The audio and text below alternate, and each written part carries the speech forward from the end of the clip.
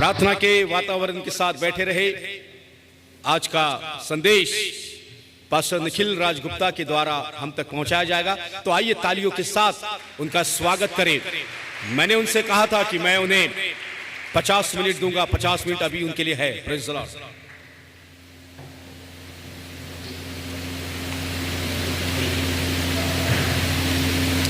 Praise the Lord, hallelujah.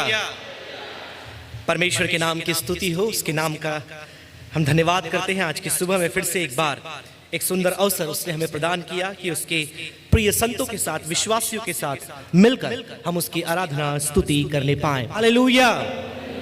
आप सभी ने प्रार्थना किया। बीते समय बॉम्बे की ओर हम परिवार के साथ गए थे और जो कार्य था परमेश्वर ने उसमें सफलता दी है। तो आप सभी का हम धन्यवाद करेंगे कि आपने हमारे लिए प्रार्थना की और परमेश्वर ने हमारी सहायता की। सारी बातों में परमेश्वर ने हमारी अगुवाई की, इसके लिए आप सभी का और साथ में परमेश्वर का धन्यवाद हो। फिर से एक बार आप सभी को प्रभु यीशु मसीह के अनुपम एवं अतुलनीय नाम में स्वागत करते हैं। धन्यवाद करते हैं परमेश्वर का कि आप सदैव हमारे लिए प्रार्थना करते हैं, हमारे लिए आप प्रयास करते हैं कि परमेश्वर की सेवा में हम लगातार बने रहें। इसके लिए आप सभी का धन्यवाद और साथ में लगातार हमारी सेवकाई के लिए प्रार्थना करते रहें कि परमेश्वर हर एक बातों में जब आपके साथ रहकर आपकी सेवा और आपके साथ हम कार्य करते हैं, परमेश्वर की अगुवाई हमारे साथ रहने पाए।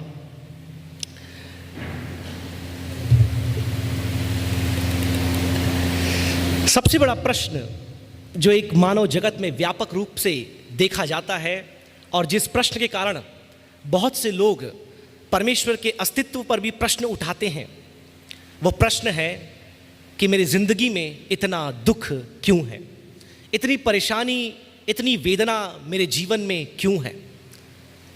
और कई लोगों को आपने देखा होगा, यहाँ तक कि मसीह जगत में भी वे लोग अपने आप को मसीही तो बोलते हैं, लेकिन उनके अंदर परमेश्वर के प्रति उतना उत्साह, आनंद, एक प्रकार का जुनून नहीं पाया जाता। कि कहीं ना कहीं वह भी इस संदेह में पाए जाते हैं कि अगर परमेश्वर सचमुच है तो इतनी परेशानी, इतनी तकलीफ मेरे जीवन में क्यों है।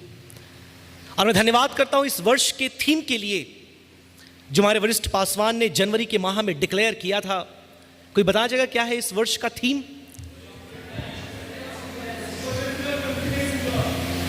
कोई बोल रहे थे holy spirit then, holy spirit now. वो बाइबल कॉलेज का है, राइट। हमारे चर्च के लिए जो थीम है वो क्या है? Supernatural faith in God. परमेश्वर पर अलौकिक या असामान्य या फिर अद्भुत विश्वास। और जब पूरे बाइबल को मैं तलाश रहा था कि ऐसा एक विश्वास बाइबल में हमें कहां मिलता है, कहां देखने को एक ऐसा विश्वास मिलता है। निश्चित तौर पर अब्राहम को विश्वासियों का पिता कहा गया है, the father of faith. But Abraham का संदर्भ अलग था। लेकिन आज जो सामान्य तौर पर संदर्भ हम देखते हैं वो बहुत कुछ मिलता है बाइबल में एक व्यक्तित्व के साथ। और वो व्यक्तित्व बहुत ही चित परिचित है। बहुत से संदेश, मुझे लगता है कोई भी दुख का संदेश उस व्यक्ति के बिना इनकम्प्लीट है। इतना क्लेश, इतनी परेशानियों, तकलीफों, विकट परिस्थितियों से होकर के यह गया कि इसका नाम अपने आप में दुख का समानार्थी शब्द माना जाता है। The name of Job is almost like a synonym with suffering. अय्यूब एक ऐसा चरित्र है मेरे प्रियो, जिसके जीवन में आप हर एक प्रकार की वेदना को देखते हैं। हर एक प्रकार मतलब आर्थिक समस्या, पारिवारिक समस्या, शारीरिक समस्या, मानसिक समस्या, सामाजिक समस्या और अंत में आत्मिक समस्या भी उसके जीवन में आप देखते हैं। और जैसे मैंने पिछली बार बताया, पूरे बाइबल में मेरा जो मनपसंद भाग है वो है इब्रानी बुद्धि और काव्य साहित्य, हिब्रू विजडम लिटरेचर। और पिछले साल परमेश्वर ने अवसर दिया कि हम सभोपदेशक की पुस्तक पर अध्ययन कर पाए। और ऐसा परमेश्वर ने मेरे मन में डाला कि इस बार क्यों ना हम मिलकर के अय्यूब की पुस्तक का अध्ययन करें। आगामी 3-4 संदेश जो मेरे रहेंगे वो इसी पुस्तक पर आधारित होंगे, क्योंकि पुस्तक बहुत ही अपने आप में गहन है, विस्तृत है और बहुत सारे पहलू इस किताब में पाए जाते हैं। तो ये मेरे लिए संभव नहीं कि इस एक संदेश में उन सारी बातों को मैं आप तक पहुंचाऊं। इसलिए मेरे श्रृंखलाबद्ध रीति से इस संदेश को बहुत पहले ही मैंने तैयार कर लिया था, लेकिन मैं एक उचित समय ढूंढ रहा था कि इस संदेश को मैं आप तक पहुंचाऊं। तो कहे परमेश्वर ने ये मौका अभी हमें दिया जब इतने क्लेश, इतनी परेशानियों से हमारे विश्वासी, हमारी कलीसिया, हमारे लोग होकर के जा रहे हैं, तो ये वचन बहुत ही समय संगत है और हम सभी के लिए उपयुक्त है। और मैं विश्वास करता हूं कि परमेश्वर इस एक जीवनी के द्वारा हम सभी को बहुत आयत से आशीषित करने जा रहा है। यदि आप विश्वास करते हैं तो अपने हाथों को उठा करके बोलें हालेलुया। आपने शीर्षक देख लिया होगा जिस प्रकार से, या put the first slide, super natural faith, एक अलौकिक विश्वास। और मैंने वो अय्यूब के जीवन में देखा और मैं जानना चाहा कि आखिर कैसे ये विश्वास आज हमारे अंदर भी उत्पन्न हो सकता है या आ सकता है। क्योंकि भले ही कितने विश्वास में हम आगे बढ़े हों, इस थीम को चुनने के पीछे का उद्देश्य यही है कि हम थोड़ा और आगे बढ़ जाएं। जितना हमारा ईमान परमेश्वर पर है वो और गहराई से हमारे अंदर बसने पाए। जितना भी भरोसा अब तक हमने परमेश्वर पर किया है, इस वर्ष उस विश्वास में हम और आगे बढ़ते चले जाएं। तो अय्यूब के पुस्तक में बहुत सी बातें हैं, लेकिन समय को ध्यान में रखते हुए, मेरे प्रचार के इस शीर्षक को ध्यान में रखते हुए, मैं 3 भागों में पूरे उस विचार को विभाजित किया है कि आखिर कैसे उन 3 बातों को पा करके हम अपने जीवन में उस विश्वास में बढ़ सकते हैं। और आप सभी को मालूम होगा कि बचपन से ही अपने बच्चों को, जवानों को हम इब्रानी बुद्धि साहित्य पढ़ने के लिए उत्प्रेरित करते हैं। मुझे याद है नीति वचन, भजन संहिता, अय्यूब, सभोपदेशक, ये ऐसे किताब थे जो संडे स्कूल और जवानों की सभा में सिखाए जाते थे और सिखाए जाते हैं, क्योंकि माना जाता है कि ये ज्ञान, बुद्धि और समझ से भरी हुई किताबें हैं। और इसे पढ़ने के द्वारा ना केवल बच्चे और जवान, वरन मैं ये मानता हूं कि आज के वयस्क और उम्रदराज लोग भी अपने आप को विश्वास में बढ़ा सकते हैं, क्योंकि किसी उम्र विशेष के लिए पुस्तक लिखी नहीं गई है। यह इब्रानी बुद्धि साहित्य और काव्य साहित्य है जो अपने आप में हर एक वर्ग के लोगों के लिए एक उपयुक्त पुस्तक है। तो जैसे मैंने आपको बताया, अय्यूब की पुस्तक, एक संक्षिप्त परिचय मैं आपको दूंगा। When you go to next slide, यह पुस्तक कोई मामूली पुस्तक नहीं है।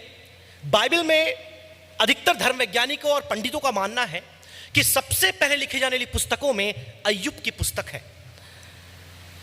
और ना केवल इतना, वरन पूरे साहित्य जगत में the literature world recognises the book of Job as one of the finest writings. अपने आप में इतना उत्कृष्ट यह लेखन है कि काव्य जगत में, साहित्यिक जगत में इसको बहुत ही ऊंचा स्थान दिया गया है। हम तो खैर हिंदी में पढ़ते हैं, अंग्रेजी में पढ़ते हैं, तो उसके उस काव्य सुंदरता को हम समझ नहीं पाते, क्योंकि अगर कविता की सुंदरता को समझना है तो उसे किस भाषा में पढ़ना होगा? जिस भाषा में वो लिखा गया है। तो हमारे पास अनुवाद किए हुए भाषाएं हैं, तो कई बार हम पढ़ते तो हैं लेकिन हम उसकी तारीफ नहीं कर पाते, सराहना नहीं कर पाते। क्यों? क्योंकि ये अनुवादित है। लेकिन अगर आप उसके निहित अर्थ को और उसके सारांश को, उसके महत्व को, उसकी खूबसूरती को, उसकी जटिलता को यदि आप समझना चाहते हैं तो आपको उसके मूल भाषा में पढ़ना पड़ेगा। और ना केवल इतना साहित्यिक सुंदरता, ना केवल इतना, वरन आप देखेंगे पूरे बाइबल में सबसे अधिक जो वैज्ञानिक तथ्य पाए जाते हैं वह भी इसी पुस्तक में है। अब मैं ये नहीं बोल रहा कि Bible is a scientific book, Bible scientific book नहीं है, लेकिन जो साइंटिफिक एलिमेंट्स हैं, वैज्ञानिक तथ्य हैं, सर्वाधिक आपको इसी पुस्तक में मिलते हैं। और यदि आप में से किसी को रुचि है तो समय निकाल करके 37, 38, 39 और 40 अध्यायों को आप जाकर पढ़िए। यहां पर इतने ज्यादा आपको विज्ञान की बातें मिलेंगी। आपको मिलेगा जो एस्ट्रोनॉमी से रिलेटेड है, जो बातें क्लाइमेट से रिलेटेड है, जो बातें जीव जंतु जगत से रिलेटेड है, जो बातें तमाम प्रकार की बायोलॉजी से रिलेटेड है, उन सब का एक विश्लेषण नहीं तो एक इंगित हमें विज्ञान की ओर वहां पर दिखाई देता है। ना केवल इतना, वरन अय्यूब की पुस्तक अपने आप में मनुष्य के, जैसे मैंने बोला, सबसे बड़े विषय या सबसे बड़ी समस्या या एक इशू जो मुद्दा है उसको अपने अंदर समाहित करता है, वो है ह्यूमन सफरिंग, मानवीय दुख का मुद्दा। मुझे ऐसा लगता है कि ये सबसे बड़ा एक समस्या है या एक प्रश्न है जो हर एक विश्वासी और अविश्वासी, आस्तिक और नास्तिक सबके अंदर है। वह मुद्दा इस पुस्तक का है, इसलिए ये हमसे बहुत अधिक बातें करता है। फिर आप आगे बढ़ेंगे, यहां ना केवल इतना, वरन एक ग्रेटेस्ट एंड्योरेंस, एक बहुत ही बड़ी सहनशीलता को आप इस पुस्तक में देखते हैं, क्योंकि जब विकट परिस्थिति में हम होते हैं, एक बात की कमी अपने जीवन में जो हमें दिखाई देती है वो है सहनशीलता, धीरज, धैर्य। लेकिन इस पुस्तक में you see a great endurance और a man of endurance, Job. और अंततः आप देखेंगे एक बहुत ही बड़ी आशा, द ग्रेटेस्ट होप। मैं ग्रेटेस्ट होप क्यों बोलता हूं? क्योंकि इस पुस्तक में जो अवस्था उसकी थी, ऐसी अवस्था में आशा कर पाना हम में से बहुत से लोगों के लिए संभव नहीं है। It is not perhaps most of our cup of tea to be hopeful in a situation like जोब।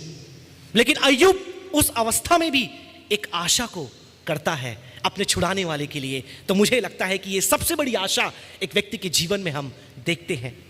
इन सारी बातों को देखने के बाद सीधे हम इसके विभाजन में चलते हैं। समय आगे बढ़ रहा है। जो विभाजन है, जो डिवीजन है, वो आप देखेंगे मुख्यतः जो धर्मवैज्ञानी हैं उन लोगों ने इसे 5 भागों में विभाजित किया है।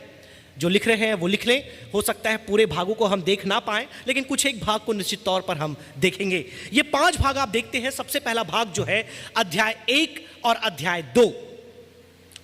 इन दोनों अध्यायों में आपको मालूम चलेगा मेरे प्रियो, एक परिचय अय्यूब के विषय में और जो कुछ होने वाला है आगे उसके विषय में एक परिचय, सामान्य परिचय आपको पहले और दूसरे अध्याय में मिलता है, जिसको एपिलोग कहते हैं। इसमें हमें मालूम चलता है एक ऐसे व्यक्ति के बारे में, उसका परिचय भी बहुत अच्छा है। आइए हम कम से कम उस आयत को जरूर पढ़ें। मैं चाहूंगा मैडम के पास माइक है, कुछ आयतों को पढ़ने में मदद करेंगे। पहला अध्याय, उसकी पहली आयत।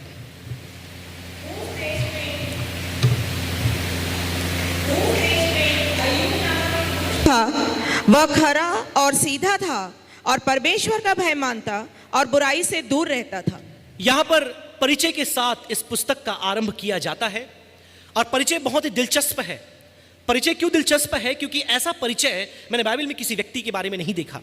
उसके बारे में बताया जाता है कि वो ब्लेमलेस था, वो अपराइट था, वो परमेश्वर का भय मानता था और बुराई से दूर रहता था। ये 4 एडजेक्टिव जो इस्तेमाल किए गए हैं, ये उसकी एक आत्मिक स्थिति को दर्शाते हैं कि अय्यूब कोई मामूली इंसान नहीं था। यह अपने आप में अपने समय का एक आत्मिक योद्धा था या एक धर्मी पुरुष था, जिसने अपने जीवन में एक ऐसी गवाही को पाया जिसका पहचान इस किताब का लेखक करता है कि एक धर्मी, परमेश्वर का भय मानने वाला, सीधा व्यक्ति और बुराई से दूर रहने वाला। तत्पश्चात आप देखते हैं सिनेरियो चेंज हो जाता है और फिर दूसरा व्यक्तित्व या दूसरे ग्रुप के विषय में चर्चा हम देखते हैं। पहला मैंने आपको बताया, इसमें 3 से 4 कैरेक्टर पाए जाते हैं। पहला तो अय्यूब स्वयं है। दूसरा आप देखते हैं परमेश्वर और शैतान के बीच होने वाली चर्चा, जो आगे हम देखते हैं। वहां पर शैतान परमेश्वर के पास आता है और कहता है कि तेरा ये दास अय्यूब है ना, ये जो 4 बातें उसके बारे में कही गई उसे पसंद नहीं आता, और कहता है कि ये जो खरा मनुष्य है, ये जो सीधा मनुष्य है, ये जो तेरा भय मानने वाला है और जो बुराई से दूर रहता है, वो इसलिए रहता है क्योंकि तूने अपने अनुग्रह का बाड़ा उसके चारों ओर बांध करके रखा है। तू उसे हटा दे, मुझे मौका दे दे, फिर तू देख इस व्यक्ति की असलियत। ये चर्चा होता है, आप देखते हैं इन बातों को आगे।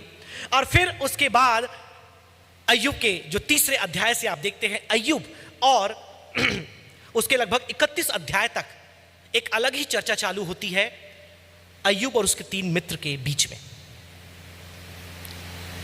एलीफाज, बिल्दाद एंड जोफर। ये जो उसके 3 मित्र हैं और अय्यूब है, इनकी बीच की चर्चा लगभग मुझे लगता है 3 से लेकर 31 अध्याय तक दिखाई देते हैं। बहुत ही लंबा पोर्शन है, लगभग 28-29 अध्याय, जहां पर इनके बीच में चर्चा चलती है। फिर आप 3रे सेक्शन में आएंगे तो वहां मालूम चलेगा the speeches of Elihu. Elihu की जो एक वार्ता है, उसका एक जो संदेश है आपको दिखाई देता है, जो 32 से लेकर के 37 अध्याय तक आपको दिखाई देंगे। तत्पश्चात आप देखते हैं 4था जो डिवीजन है, the speeches of Yahweh to Job's reply.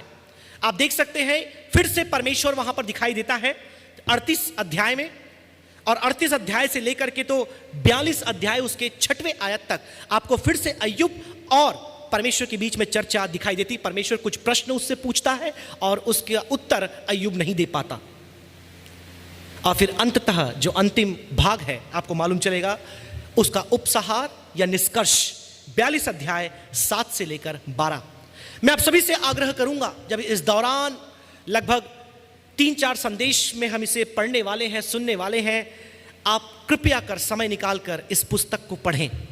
देखने में बहुत बड़ा ये पुस्तक लगता है, लगभग 42 अध्याय, आपको डर लगेगा, लेकिन जब आप पढ़ना चालू करेंगे मालूम चलेगा आपको इसमें केवल 8 से 9 पन्ने ही हैं, केवल 8 से 9 पन्ने। मैं जो बाइबल रखा हूं इसमें तो केवल 9 पन्ने हैं। अगर आप पढ़ने बैठे मुझे लगता कि आपको 3-4 घंटे भी लगेंगे, और अगर आप थोड़ा समझ के पढ़ें मुझे लगता है आप 15 घंटे में इसे खत्म कर देंगे। देखने में 42 अध्याय लगते हैं, लेकिन मैं सबसे आग्रह करूंगा, जवानों से, हमारे बाइबल कॉलेज के विद्यार्थियों से और विश्वासियों से, कृपया कर समय निकालकर इस पुस्तक को इस दौरान आप एक बार जरूर पढ़ें। अब जब इस परिचय को हम देखते हैं, डिवीजन को हमने देख लिया, कुछ बातें और है इसमें जो मैं आप तक पहुंचाना चाहूंगा, जैसे कि मसीह के विषय में यहां पर लगभग 3 प्रश्न, मसीह के विषय में नहीं, 3 प्रश्न अय्यूब पूछता है, और तीनों प्रश्नों का उत्तर हमें प्रभु यीशु मसीह में दिखाई देता है। खैर वो हम स्किप करेंगे समय के अवरोध के लिए। अब आप देखते हैं इन सारी बातों को, जैसे मैंने कहा 3 भागों में मैंने विभाजित किया, मैंने डिवाइड किया है, और ये 3 पॉइंट मैं आप तक इस श्रृंखलाबद्ध संदेश में पहुंचाऊंगा। और आज उसका पहला पॉइंट हम आरंभ करेंगे, जो है नॉलेज ऑफ इग्नोरेंस। मैंने कहा हमारे विश्वास में बढ़ने के लिए इस बुद्धि साहित्य से हमें 3 ज्ञान की बातों को अर्जित करना है। उसमें से पहली बात जो है वो है हमारी अज्ञानता का ज्ञान, द नॉलेज ऑफ इग्नोरेंस। कुछ लोग हंस रहे हैं क्योंकि ये शब्द दोनों सुनकर ही अपने आप में पैराडॉक्सिकल साउंड करते हैं, क्योंकि knowledge is quite opposite to ignorance, and ignorance stands as a quite contrast to something that is knowledge. ज्ञान और अज्ञानता ये दोनों एक दूसरे के विपरीत स्थिति में खड़े होते हैं, और इन दोनों का आप यदि अर्थ को देखें तो वे दोनों आपस में विलोम शब्द हैं।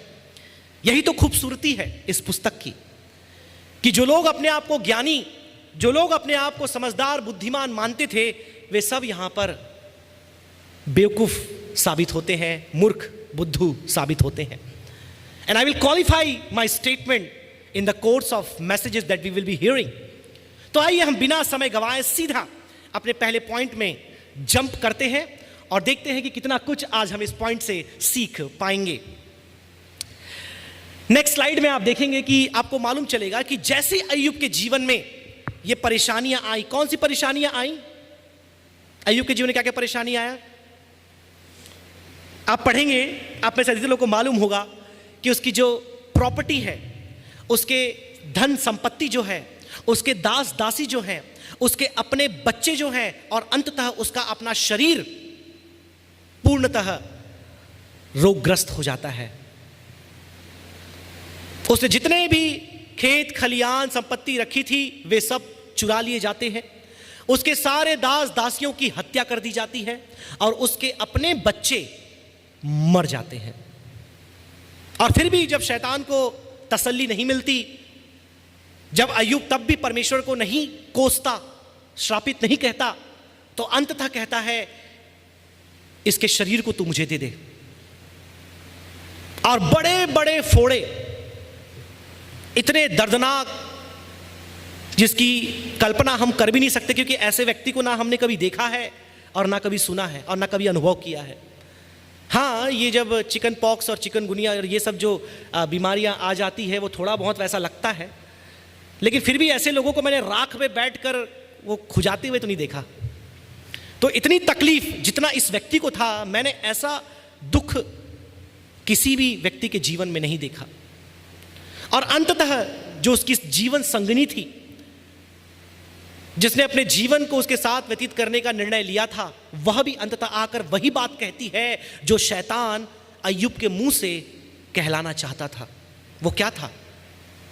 अब तेरी अवस्था को देख, तुझे क्या से क्या हो गया है, अब तो परमेश्वर को कोस और मर। लेकिन फिर भी अय्यूब के जीवन को आप देखिए, वो कहता है क्या परमेश्वर से हम केवल सुख को लें और दुख ना लें? कई बार ऐसी परिस्थिति हमारे जीवन में आती है, हम भी कई प्रश्नों के साथ खड़े हो जाते हैं। क्या है हमारा कि ये दुख मेरे जीवन में क्यों आया? और फिर आप देखेंगे हम ब्लेम गेम चालू करते हैं। ब्लेम गेम मतलब आरोप लगाने वाला गेम।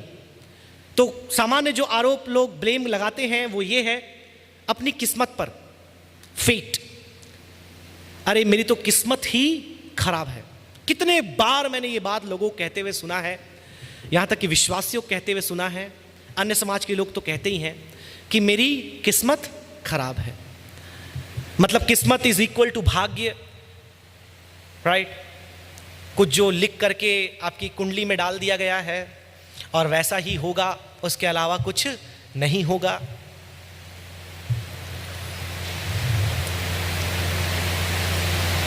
क्या ये बाइबल आधारित विचार है? क्या बाइबल हमें किस्मत के बारे में और भाग्य के बारे में सिखाती है? क्या विश्वासी होने के नाते ये भाग्य और किस्मत के खेल पर हमें विश्वास करना है? लेकिन जब परेशानी, विपत्ति और तकलीफें आती हैं, तब लोग सबसे पहले अपने किस्मत पर दोष लगाते हैं। फिर कुछ लोग अलग होते हैं, वो फिर किस्मत पर नहीं, फिर वो लोगों पर दोष लगाते हैं।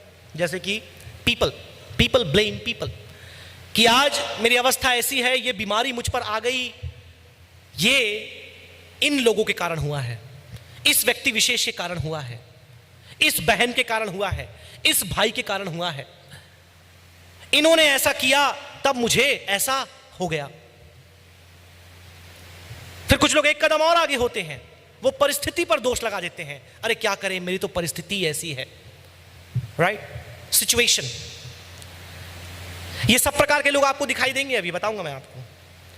फिर कुछ लोग तो दो कदम और आगे होते हैं, सीधे शैतान पर, कि शैतान ने ये सब मेरे जीवन में किया है, शैतान ही है जो मेरे पीछे पड़ा है। अभी एग्जाम आ रहा है, कुछ लोग फेल भी हो जाएंगे, right? And immediately blame will go to Satan.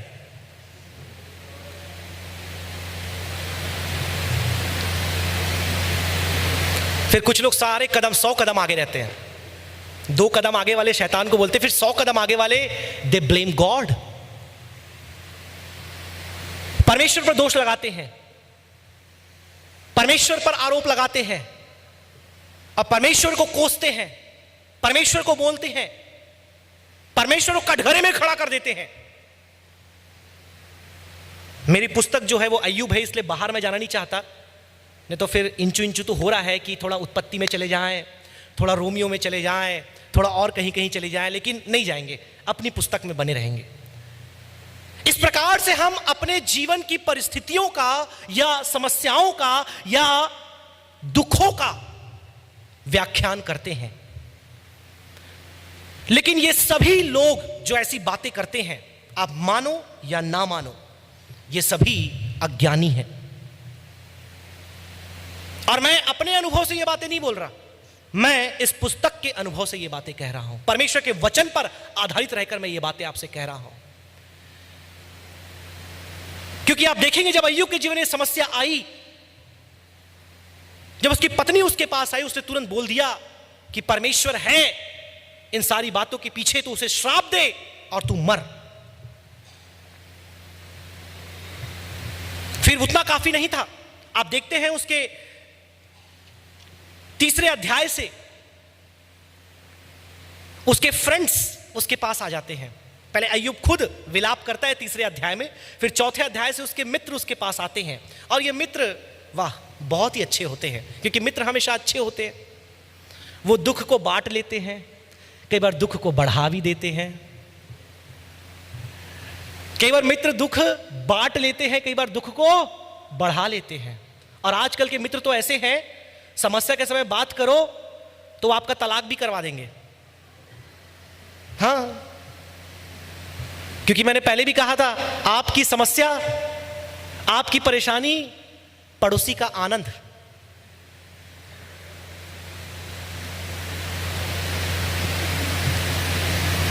पड़ोसी का दुख सबसे बड़ा सुख, पड़ोसी का सुख सबसे बड़ा दुख। और वैसे ही मुझे लगता है अय्यूब के मित्र भी थे और अच्छे मित्र थे, क्योंकि उसको इतनी भयंकर बीमारी हो गई है, ऐसे समय में पास कोई नहीं आएगा, पत्नी भी चली गई, लेकिन ये दोस्त आए तो मुझे लगा अच्छे दोस्त ही होंगे। लेकिन अब शब्दों को सुनिए उनके, तब आपको मालूम चलेगा ये दोस्त कितने अच्छे थे और कितने ज्ञानी थे, और ये अपने आप को ज्ञानी समझने वाले लोग थे, because they all come from Hebrew tradition. एक एक करके हम उनकी बातों का अवलोकन करेंगे, मुआयना करेंगे और देखेंगे कि हम कितने ज्ञानी हैं। चौथा अध्याय, आइए पढ़िए उसके चौथे अध्याय की पहली और दूसरी आयत। तब तेमानी एलिपस ने कहा, ये यदि कोई एलिफस ये पहला मित्र है, जैसे मैंने आपको बताया उसके 3 मित्र थे, एलिफस, बिल्दाद और जोफर। तो ये पहले दोस्त को मौका मिलता है। अब पूरे 31 आयत तक ये बातें करते हैं, है ना। ये 3 लोग कुछ बातें करते हैं, फिर अय्यूब कुछ बोलता है, फिर ये तीनों कुछ बोलते हैं, फिर अय्यूब कुछ बोलता है। तो ऐसे ऐसे लगभग 3 rounds of conversation you see throughout this chapters, from chapter 4 down till chapter 31। तो हम देखते हैं एक एक करके ये क्या क्या बोलते हैं, इनके अनुमान क्या होते हैं, इनकी समस्या क्या होती है, इनका समाधान क्या होता है अय्यूब के लिए। और आप लोग बहुत हंसेंगे, क्योंकि अंत में जब परमेश्वर इनके बारे में आपको बताएगा, आप लोग बहुत हंसेंगे इन लोगों के ऊपर कि आखिर इतने निर्बुद्धि, इतने अज्ञानी एक मनुष्य कैसे हो सकता है। और हम भी कई बार यही गलती करते हैं। यह संदेश मैं इसलिए दे रहा हूं क्योंकि जो गलतियां इन लोगों ने की, कई बार आप और मैं भी यही गलती करते हैं। पढ़िए 4 उसका 7 और 8 एलिफस के बारे में पढ़िए। क्या तुझे मालूम है? अब ये अय्यूब को बोल रहा है, उसका पहला दोस्त। क्या तुझे मालूम है कि कोई निर्दोष भी कभी नष्ट हुआ है, या कहीं सज्जन भी काट डाले गए? मेरे देखने में तो जो पाप को जोते और दुख बोते हैं, वही उसको काटते हैं। अब देखिए, ये कह रहा है जो तुम बोते हो वही काटते हो। ये जो कर्मा का सिद्धांत है, आजकल सेकुलर वर्ल्ड में बहुत पॉपुलर हो रहा है। मैंने पहले भी इसके बारे में बताया था। कर्मा क्या कहता है? जो तुम बोगे वही काटोगे। और आजकल बहुत से लोग मानते हैं, जो लोग ईश्वर पर विश्वास नहीं करते, लेकिन वो कर्मा पर विश्वास करते हैं। पता नहीं ये डॉक्ट्रिन कहां से निकली। आजकल के जवान बहुत इसके पीछे लगे हुए हैं। तो ये कर्मा का डॉक्ट्रिन लेकर के एलिफाज उसके पास आता है और बोलता है, क्या क्वेश्चन के रूप में बात करता है। क्या बोलता है? रिमेंबर नाउ, कौन है जो मासूम होकर के मरा है या दुख सहा है? Who has suffered because of innocence? मतलब कोई नहीं। तू दुख उठा रहा है, मतलब तू इनोसेंट नहीं है। क्या बाइबल में कहीं लिखा है कि अय्यूब इनोसेंट नहीं है या निर्दोष नहीं? परिचय याद रखिए क्या है अय्यूब का। अय्यूब का परिचय है कि क्या है वो? निर्दोष, सीधा, परमेश्वर का भय मानने वाला, और चौथा क्या? बुराई से दूर रहने वाला। शायद एलिफज ने अय्यूब का परिचय नहीं पढ़ा था, क्योंकि किताब तो बाद में लिखी गई होगी। आगे 8वीं आयत में दिखा है, even as I have seen those who plough iniquity and sow trouble reap the same. मैंने जो देखा है, अपने अनुभव की बात कर रहा है। मैंने क्या देखा है? जो बुरा बोते हैं वो बुरा काटते हैं। अपने अनुभव को लेकर क्या हो सकता है उसके बहुत अनुभव रहा होगा, लेकिन अनुभव सब कुछ नहीं है, याद रखें। आज भी डॉक्टर के पास आप जाते हैं, पहले डिग्री देखते हैं ना।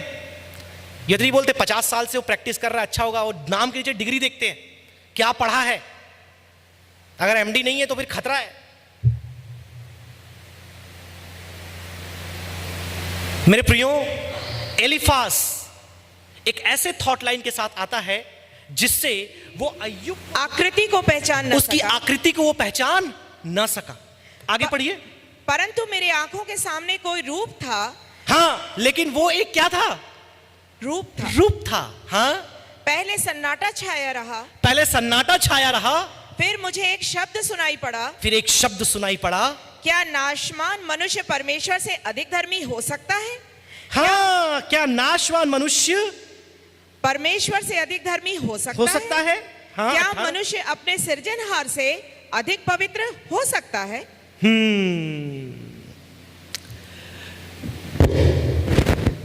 दर्शन। मैं ये बातें जो कह रहा हूं सच क्यों है अय्यूब? क्योंकि मैंने दर्शन देखा है, एक आकृति देखी है, एक आत्मा को चलते हुए देखा है, और मैं जो बोल रहा हूं वो सच है।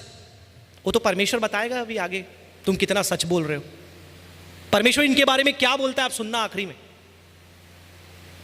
मेरे प्रियो, कई बार ऐसे लोग हमारे जीवन में भी आते हैं जो हमें बताते हैं कि तुम्हारे दुख का कारण क्या है,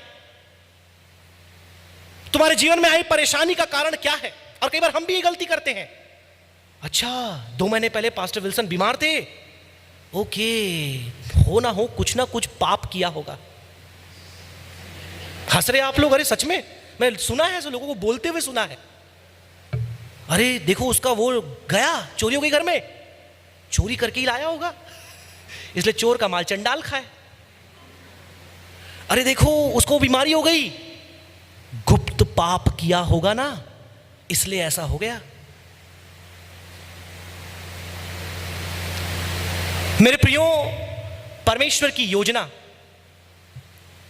ना आप जानते हैं ना मैं, लेकिन कई लोग को मालूम है, बोलते मुझे पता है परमेश्वर की योजना क्या है। ये भी दैवीय प्रकाशन वाले लोग हैं। हाँ, उनके बारे में परमेश्वर क्या कहता है आखिरी में सुनना ध्यान से।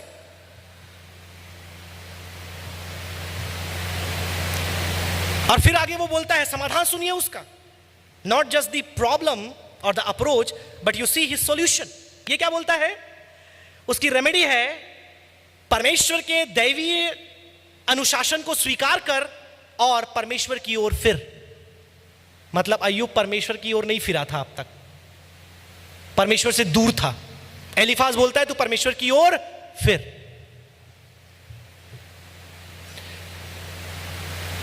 और फिर ना केवल इतना, उसका दूसरा फ्रेंड उसके पास पहुंच जाता है। जोफर के बाद आता है बिल्दाद। पढ़िए उसका 8 का 20। देख, परमेश्वर ना तो खरे मनुष्य को निकम्मा जानकर छोड़ देता है और ना बुराई करने वालों को संभालता है।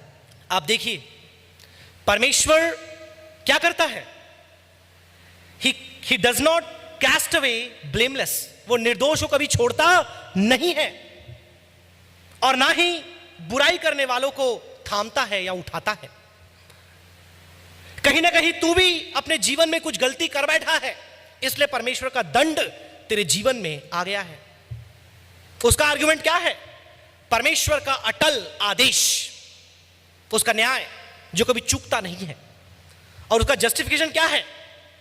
Transmitted wisdom and general observation. जो ज्ञान उसे पीढ़ी दर पीढ़ी अपने पुरखाओं से मिला है वो ज्ञान, और दूसरा क्या? General observation. सामान्य रीति से जांच परख कर अय्यूब को देखकर जो समझ में आया उसने उसको बोल दिया। ऐसे लोग आपको बहुत से मिलेंगे। एक दिन मेरी वाइफ को आई थिंक जब आधी पेट में था, सर्दी हो गई, भयंकर सर्दी, खांसी भी हो गई, खंडवा चली गई, वहाँ रह ली, ठीक नहीं हुआ, वापस आई और ठंड का मौसम था, सीताफल आ रहा था। तो मैंने बोला एक काम करो, सीताफल अभी आ रहे हैं, खा लो। तो बोले बचपन से हमने सुना है कि सीताफल नहीं खाना, सर्दी बढ़ जाएगी, ये हो जाएगा, वो हो जाएगा, दुनिया भर की बातें। तो मैंने बोला अच्छा एक काम करो, अभी 1.5-2 महीने हो गए ना, अब मेरी बात मान लो एक बार। सीताफल खा लिया, 2 दिन भी नहीं लगा, अगले दिन सर्दी गायब। तो पुरखाओं की परंपरा क्या कहती है कि सर्दी हुआ तो सीताफल मत खाना, इमली मत खाना। लेकिन वही सब दवाइयां हैं सर्दी और खांसी की। संतरा मत खाना, वही मेडिसिन है सर्दी और खांसी और कोल्ड और फीवर का। अभी 2 दिन पहले मेरी सासू मां को भी प्रमाण मिल गया, 4 साल लगे उनको बताने में। अभी 2 दिन पहले बहुत भयंकर सर्दी खांसी बुखार हो गया। मैंने कहा मम्मी सब छोड़ दो, अब दवाई ये सब है ना, मैं बता रहा हूँ, आप खाओ सीधा मौसम्बी और संतरे। तुरंत फोन आया अगले दिन सुबह, बेटा ये क्या हो गया? मैं बोला क्या हो गया? ठीक हो गई मैं, ठीक हो गए, और हंस रहे एकदम, और एकदम मतलब आवाज भी खुल गई। मतलब क्या हो गया मम्मी?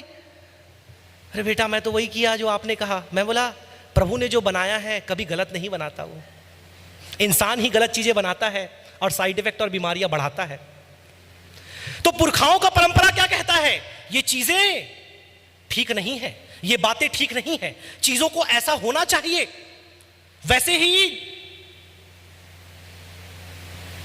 पुरखाओं की बातें लेकर कौन आ गया? बिल्दाद, और लंबा चौड़ा लेक्चर अय्यूब को दे रहा है, और अंत में उसका सॉल्यूशन क्या है? पश्चाताप कर और परमेश्वर के पास आ। बताइए, अय्यूब को पश्चाताप करने के लिए बोल रहा है कौन? बिल्दाद। इसके बारे में परमेश्वर अच्छी बातें बताएगा, चिंता मत करिए, इन सब की गवाही परमेश्वर देने वाला है। आगे बढ़ेंगे।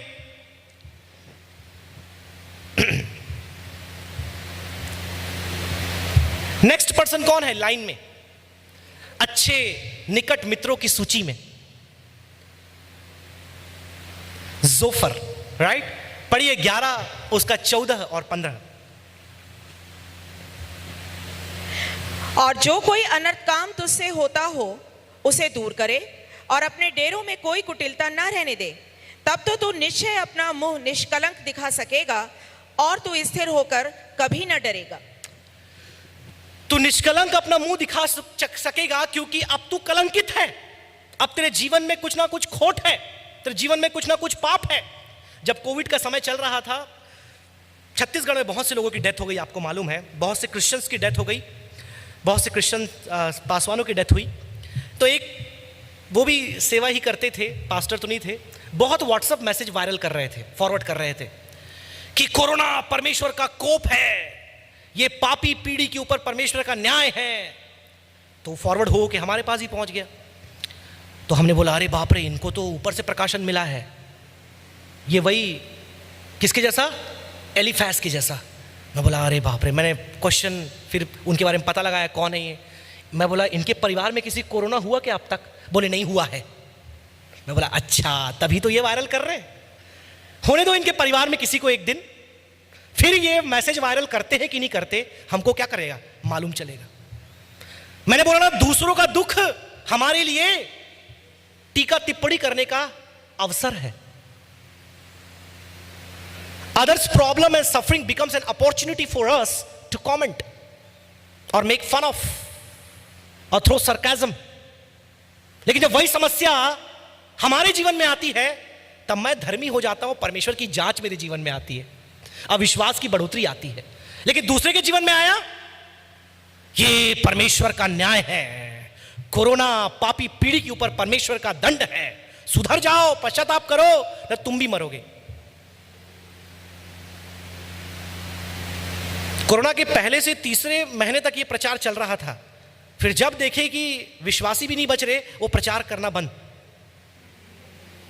हमारा टॉपिक भी समय के हिसाब से चेंज हो जाता है, इसलिए टॉपिकल मैसेज बहुत खतरनाक होते हैं। हमेशा व्याख्यात्मक प्रचार करो, एक्सपोजिटरी मैसेजेस, गलतियां कम होंगी आपसे। मेरे प्रियो, एलिफैज, बिल्दाद और जोफर के समान गलतियां हम भी करते हैं। जब परमेश्वर के दास के जीवन में परेशानी आई, जब विश्वासियों के जीवन में परेशानी आई, कोविड के समय में कई प्रिय विश्वासी बहुत पीड़ित हो गए, बहुत तकलीफ में आ गए, कई लोगों ने अपनों को खोया। और अगर बिल्दाद, जोफर और एलिफैज जैसे लोग हमारे कलीसिया में होते, तो डेफिनेटली उनके कमेंट भी ऐसे ही होते। लेकिन तब तक जब तक परमेश्वर शांत है। I wish I had some more time to expound on these 3 friends, लेकिन अब केवल 10 मिनट है। और ना केवल ये तीनों मित्र, बट कहीं ना कहीं अय्यूब भी थोड़ा अब स्ट्रेस में आ रहा है। पढ़िए उसका 24 अध्याय और पद 12। ऐसा होता है कई बार, जब वेदना में, परेशानी में हम होते हैं, हमारे अंदर एक व्याकुलता आ जाती है और कुछ बड़बड़ाने हम भी लगते हैं, कुछ बातें हम भी बोलने लगते हैं, क्योंकि जो दिमाग है उसकी स्थिरता शरीर पर आधारित होती है। कई बार शरीर जब इन तमाम पीड़ाओं से होकर जाता है तो दिमाग भी अपना संतुलन खो देता है, और वैसे ही दिमाग में जो चलता है उसका प्रभाव शरीर में दिखता है। अगर मन में व्याकुलता है, चिंता है, निराशा है, आपका पेट खराब हो जाएगा, आपके मुंह में छाले आ जाएंगे, आपके कमर में दर्द होने लगेगा, आपके सिर में दर्द होने लगेगा, आपके पैरों में झुंझुनी आएगी, आपका ब्लड प्रेशर ऊपर जाएगा, आपका शुगर मेजर ऊपर जाएगा। ये दोनों कनेक्टेड हैं, body and mind, mind and body. हमारे वॉचमैन हैं, बोलते हैं सर पिछले सप्ताह में हॉस्पिटल में था, मेरा शुगर 730 पहुंच गया। मैंने बोला भैया कौन सा अमृत फल खाया, क्योंकि आजकल के लोग बोलते हैं ना ज़्यादा मीठा फल मत खाओ कब बढ़ जाएगा। तो बोले सर कुछ नहीं खाया मैं। या क्या कर दिया आपने भैया? कुछ नहीं किया मैंने। अच्छा क्या सोचा आपने?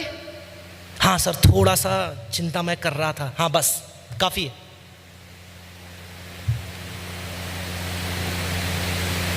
जैसे हमारे प्रिंसिपल सर हमेशा इस बात को कहते हैं, समस्याओं के पीछे कई कारण होते हैं। कई बार वो बोलते हैं कि शैतान के द्वारा, परमेश्वर के द्वारा, लोगों के द्वारा, और कई बार बोलते हैं अपनी गलतियों के द्वारा। जैसे वो हमेशा एक इलस्ट्रेशन देते हैं, रात में लेट नाइट पकोड़े खा गए, सुबह हो गया पेट खराब, और बोल रहे हे प्रभु तूने मेरे साथ ऐसा क्यों किया। बहुत अच्छा बताते हैं वो। हमारी खुद की गलती रहती है और हम आरोप लगाते हैं। किसी ने बोला शैतान एक बार पेड़ के नीचे बैठकर बहुत रो रहा था, बहुत रो रहा था, बहुत रो रहा था। बोले क्यों रो रहा, भाई क्या हो गया तुझे? बोले ये इंसान है ना मुझे चैन से रहने नहीं देते। तो बोले क्या हो गया, क्यों चैन से रहने देते? बोले कुछ भी अपना करेंगे उल्टा पुल्टा मेरे ऊपर बिल फाड़ देते हैं। अब बोला अच्छा ठीक, वैसे तुम भी संत नहीं हो। हमारे सर बहुत अच्छे से उस बात को बताते हैं। तो कई बार मेरे प्रियो हमारी ऐसी प्रवृत्ति हो जाती है कि जब एक सह सेविक, सह साथी, सहकर्मी, सह विश्वासी के जीवन में जब कुछ होता है, हम इमीडिएटली जज करने लगते हैं और क्या कहते हैं कि तेरे पाप, तेरी गलती, तेरी बुराइयों ने तुझे यहां पर खड़ा किया है। और हो सके तो हम दैवीय प्रकाशन भी ले आते हैं अपनी बातों को सपोर्ट देने के लिए। हम पूर्वजों के ज्ञान को लेकर आ जाते हैं, अतीत के परंपराओं को लेकर आ जाते हैं अपने बात को सब्सटेंशिएट करने के लिए। लेकिन परमेश्वर कुछ कहना चाहता है हम सबसे। अय्यूब के बारे में हम देख रहे थे, एक बार फिर से पढ़ दीजिए मैडम 24 अध्याय उसके 12 आयत जी। वे बड़े नगर में कराहते हैं और घायल किए हुए का जी दुहाई देता है, परंतु परमेश्वर मूर्खता का हिसाब नहीं लेता। परमेश्वर मूर्खता का हिसाब नहीं लेता। अब अय्यूब भी थोड़ा बोलना चालू कर रहा है, क्योंकि कब तक चुप रहेगा? 3 मित्रों का प्रभाव तो उस पर पड़ेगा ना। यही बात मैं कहता हूं, आपके मित्र कौन है उन पर ध्यान दें, क्योंकि जैसे आपके मित्र होंगे ना आप भी वैसे ही हो जाओगे। एक बड़े दर्शन शास्त्री ने कहा, एक व्यक्ति के बारे में मुझे जानना है ना, उस व्यक्ति से मुझे मत मिलाओ, उसके दोस्त कौन कौन है मुझे बता दो। अगर आप अन्य जातियों की संगति में हैं, मैं कहना चाहूंगा जवानों से, आप भी अन्य जातियों के समान बन जाओगे। यदि आप एक शराबी की संगति में हैं, आप भी शराबी बन जाओगे। यदि आपकी फ्रेंडशिप ऐसे लोगों के साथ है जिनका जीवन प्रभु में नहीं, आपका जीवन भी वैसा ही हो जाएगा। आपकी बोलचाल वैसी हो जाएगी, आपके सोच विचार वैसे हो जाएंगे, आपका हर एक पहलू वैसा ही हो जाएगा। आपको बुरा लगता है, मुझे कोई प्रॉब्लम नहीं है, क्योंकि अय्यूब के साथ ऐसा हुआ। अब अय्यूब भी परमेश्वर के बारे में क्या है, कुछ बुड़बुड़ा रहा है, कुछ पाप नहीं कर रहा, लेकिन कुछ बोल रहा है। पूरा 24 अध्याय आप पढ़ेंगे, आप देखेंगे अय्यूब शिकायत कर रहा है कि इतना अन्याय, इतना हिंसा, इतनी समस्याएं इस दुनिया में है, परमेश्वर कुछ नहीं कर रहा। God is doing nothing. परमेश्वर न्याय नहीं कर रहा, जैसे भी मैडम ने पढ़ा।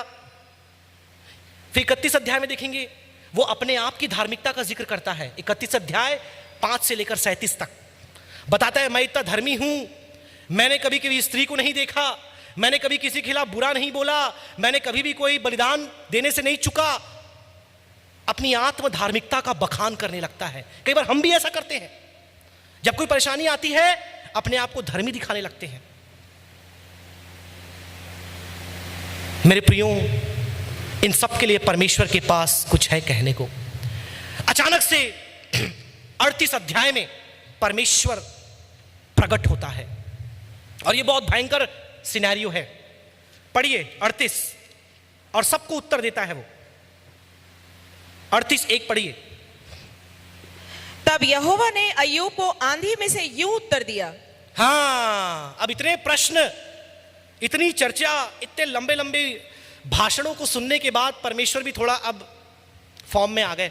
अब इन लोग को बताया जाए भाई कि जो तुम सोच रहे थे, जो तुम बोल रहे थे, जो तुम अपने तर्क और अपने दिमाग लगा रहे थे, सुनो, अब मैं तुमसे प्रश्न करता हूं। और 38, 39, 40 और 41 में लगभग 39 प्रश्न परमेश्वर करता है। और ये 39 प्रश्न बहुत ही दिलचस्प है, थोड़े रेटोरिकल है, मतलब वाक्य पटुता अपने आप में दिखाते हैं। लेकिन इन प्रश्नों को जब परमेश्वर पूछता है और अय्यूब उसके मित्रों को निरुत्तर कर देता है, जो बड़े बड़े ज्ञान की बातें कह रहे थे उन्हें अज्ञानी साबित कर देता है। क्या कहता है? पढ़िए उसकी दूसरी आयत में। यह कौन है? यह कौन है जो अज्ञानता की बातें कहकर, जो अज्ञानता की बातें कहकर युक्ति को बिगाड़ना चाहता है? युक्तियों को बिगाड़ना चाहता है। ये कौन है? ये अय्यूब है। ये कौन है? ये एलीफस है। ये कौन है? ये बिल्दाद है। ये कौन है? ये जोफर है। आगे पढ़िए मैडम। पुरुष के समान अपनी कमर बांध ले।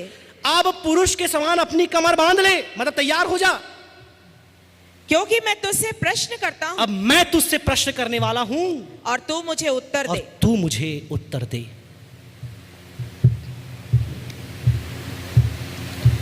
तुमको सबके बारे में पता है ना, ये दुख तुम्हारे ऊपर क्यों आया, ये परेशानी तुम्हारे ऊपर क्यों आई, ये विपत्ति तुम्हारे ऊपर क्यों आई, ये अवस्था आज तुम्हारी क्यों है, तुमको बहुत ज्ञान है ना। तो अब मैं प्रश्न करता हूं तुमसे, मुझे उत्तर दो।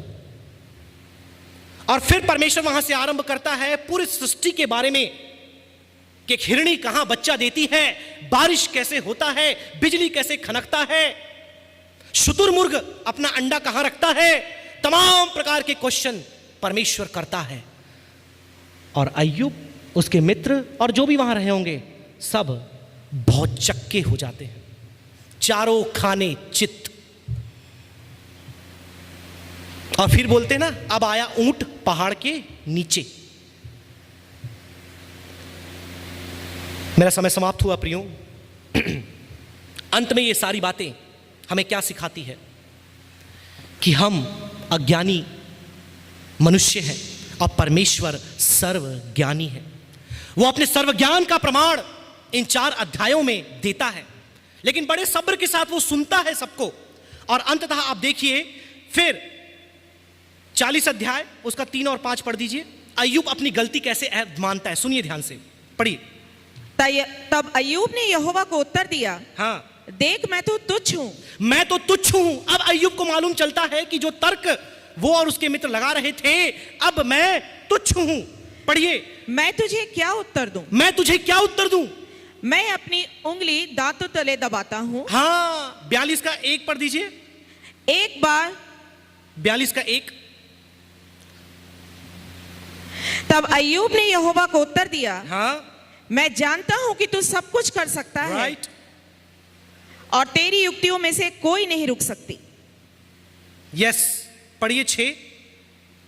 इसलिए मुझे अपने ऊपर घृणा आती है। इसलिए मुझे अपने पर घृणा आ रही है और मैं धूल और राख में पश्चाताप करता हूं। और अब मैं धूल और राख में पश्चाताप करता हूं।